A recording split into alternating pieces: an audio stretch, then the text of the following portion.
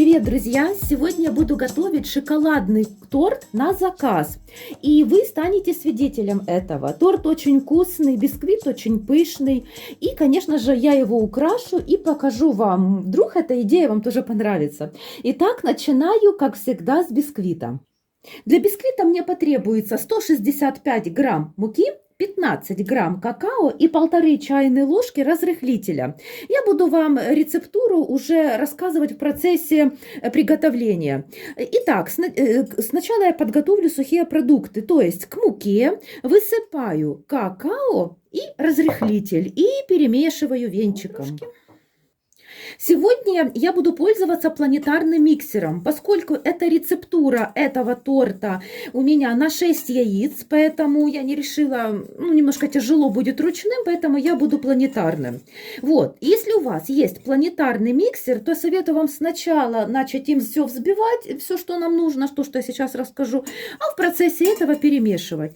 Поскольку я сейчас это все снимаю, вам рассказываю, чтобы миксер не гудел, я делаю сначала сухие продукты, а теперь занимаюсь взбиванием яиц и сахара. В дежу миксера выливаю 6 яиц. Кстати, вы можете взбивать ручным, если хотите. Так, 6 яиц и 180 грамм сахара сразу же сюда всыпаю. Сольку я уже тоже добавила, щепотку для баланса вкуса. Все, ставлю взбивать. То есть я раньше рассказывала, как правильно взбиваются яйца, особенно если я их взбиваю вместе с белки и желтки. То есть 9-10 минут, чтобы масса была плотная. И когда доставать вы будете венчик, чтобы он оставлял, знаете, такой след, который не сразу исчезает на поверхности. Итак, взбиваем.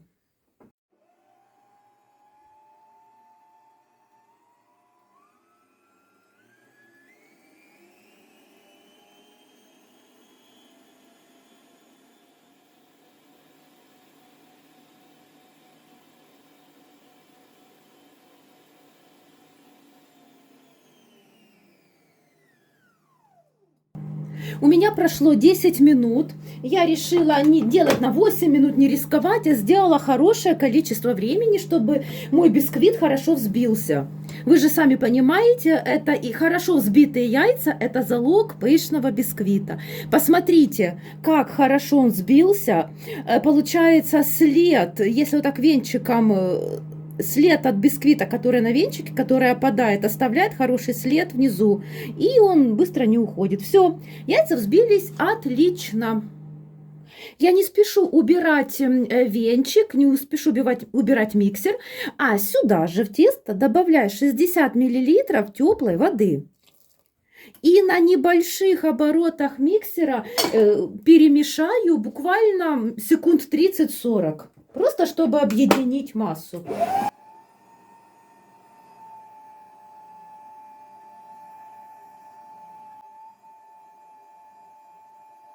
Все, друзья, выключаю, достаю, снимаю с миксера, чтобы удобно было дальше с тестом работать. Вот такое пышное, красивое тесто должно у вас получиться. То есть это еще не тесто, будущее тесто, но вот так вот яйца с сахаром и с водичкой должны уже хорошо взбиться. В несколько этапов добавляю к тесту сухие продукты, поскольку какао любит комковаться.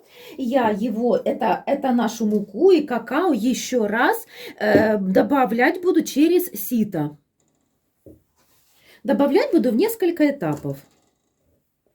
Зачем добавлять несколько этапов, а не сразу? Это все просто, чтобы когда мы добавляем сразу же всю муку, она может нормально не вымешаться, будет неудобно, и она комками может взяться в самом тесте бисквитном. А так мы постепенно, по чуть-чуть добавляем в 2-3 этапа. И тогда у нас все хорошо. Мука лучше вымешивается. Так, плавающими движениями сверху вниз, долго не вымешиваем, но вымешиваем очень аккуратно, чтобы белки максимально сохранили свою вот эту пышность.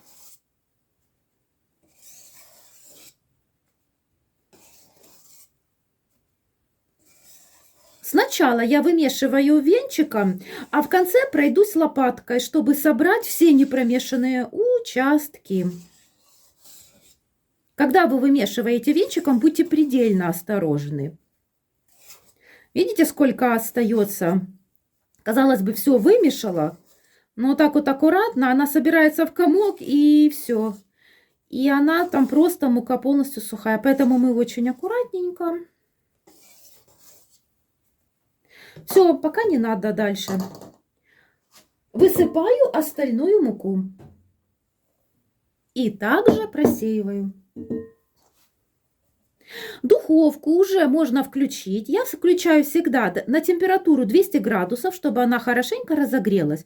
А буду выпекать при температуре 180 градусов. Кстати, друзья, время выпечки у всех разное. Духовки у всех разные. Сказать, что у вас будет ровно полчаса или ровно 40 минут нельзя. Проверяйте сухой зубочисткой или шпажкой. То есть вставляете шпажку в бисквит. Если она легко выходит и она сухая, значит бисквит готов. Пересушивать тоже не нужно. Золотое правило выпечки бисквита: в первых 20 минут открывать духовку нельзя, иначе бисквит может просто опасть. Еще буквально пару движений, и я возьму в руки лопатку. Меняю венчик на лопатку. Лопаткой собираю со стенок непромесы. Они немножечко есть. Венчиком этого сделать невозможно. И со дна так немножечко, знаете, прохожусь. И все, тесто готово. Торт у меня будет квадратной формы. Я взяла раздвижную форму. Размер я поставила 22 на 22 сантиметра. Когда я буду его еще выравнивать ганашем, немножечко он увеличится. Скорее всего, будет это примерно 24 на 20, 24 на 24. Где-то так. Переливаю аккуратно тесто все в форму.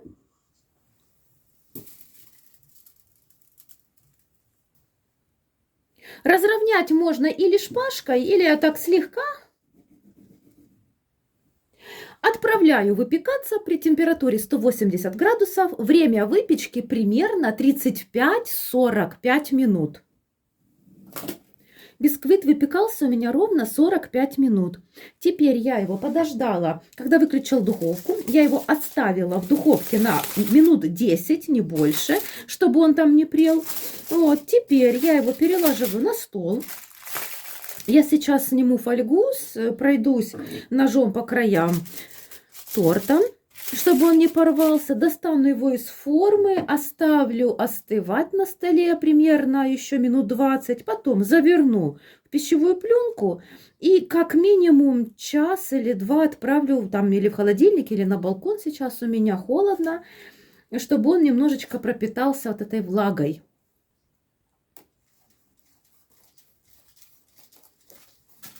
Хорошо настоянный влажный бисквит намного удобнее разрезать. Бисквит получился довольно высокий, 6,5, почти до 7 сантиметров в высоту. На видео оно не сильно видно, вот так попробую, вот посмотрите. Такой бисквит всегда получается, мне очень нравится этот рецепт. Посмотрите, вот по соотношению моих пальцев, какой высокий бисквит наш. Все, отправляю его доготавливаться и будем делать крем, а потом собирать торт. Приготовлю крем для торта. Для этого мне потребуется 120 грамм молочного или черного шоколада. К нему добавляю 50 миллилитров жирных сливок. Жирность должна быть от 33-33%.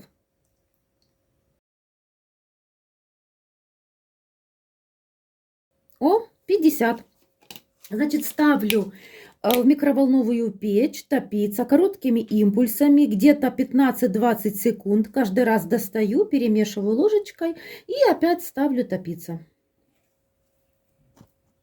Теперь действовать нужно быстро. Как только шоколад со сливками растопился, такой довольно более густая консистенция, все, я его пока отставляю в сторону, чтобы он немножечко остыл до комнатной температуры. И дальше займусь приготовлением крема. 300 грамм жирных сливок, жирность от 33%. Я буду взбивать миксером до практически плотного состояния. Вот так вот.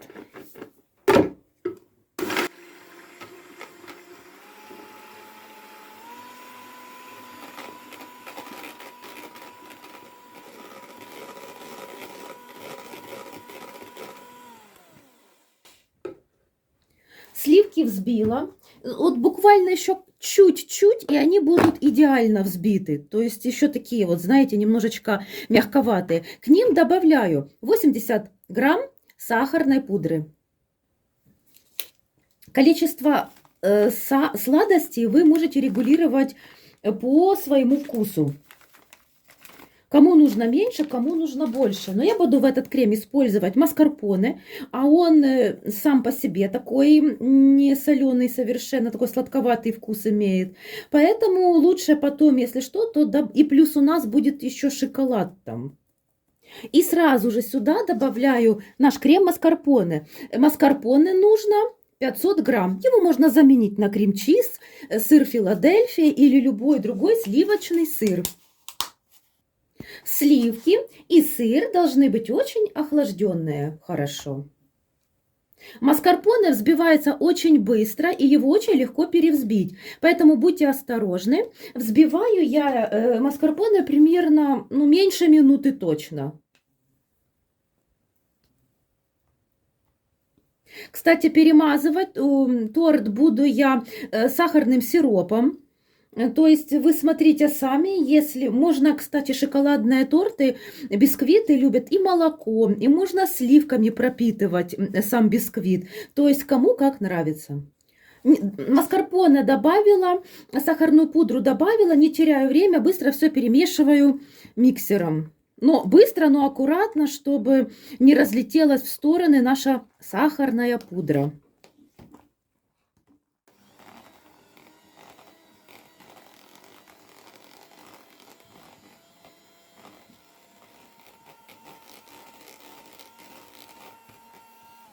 Крем очень быстро становится густым и необходимой для торта консистенции. Когда взбился крем, шоколад мой уже хорошо остыл до комнатной температуры. Что я делаю? Быстренько выливаю шоколад в крем и буду перемешивать миксером на самых маленьких оборотах, просто чтобы все перемешалось.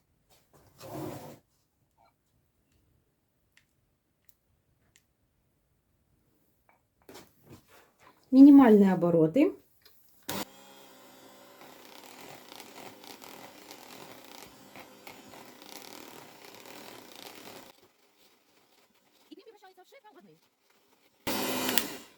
Остальное я сейчас домешаю лопаткой. Посмотрите, друзья, какая плотная консистенция у этого крема. Кстати, кто будет готовить его просто для дома или для какого-то чаепития домашнего, можно просто с него же отсаживать такие красивые какие-нибудь такие пумпочки на торт сверху. Будет шикарно. Все, теперь собираю торт. Бисквит я разрезала на 4 коржа. Они очень такие нежные, воздушные, пористые. Вот посмотрите. Ничего лишнего, ничего я не срезала, потому что бисквит получился максимально красивый и ровный. Сборка торта у меня будет на вот такой квадратной платформе. Как всегда, по обыкновению на низ я нанесу немножечко крема для стабильности. Чук-чук. И выкладываю первый корж. Торт собирать я буду, хотела сказать в кольце, в квадратной форме. Для стабильности буду собирать сразу. Не буду рисковать, ничего, чтобы нигде не потекло, не поплыл в бок торт. Все-таки это для клиентов. И все должно быть на высшем уровне. Так, пропитка.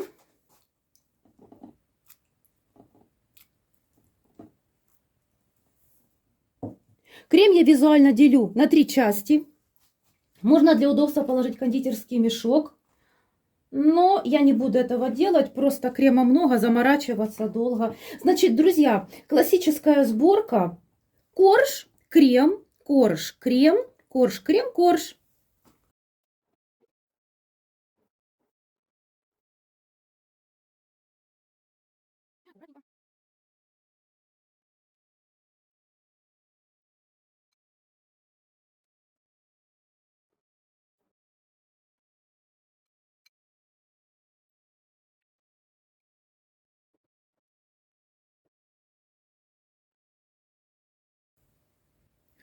Верх торта, 4-й корж, это дно бисквита, он более ровный получается. Его я не покрываю этим кремом, потому что сверху будет ганаш. Все, друзья, я его сейчас накрою пищевой пленкой и ставлю стабилизироваться на ночь, минимум 8 часов. Немножко пропитаю.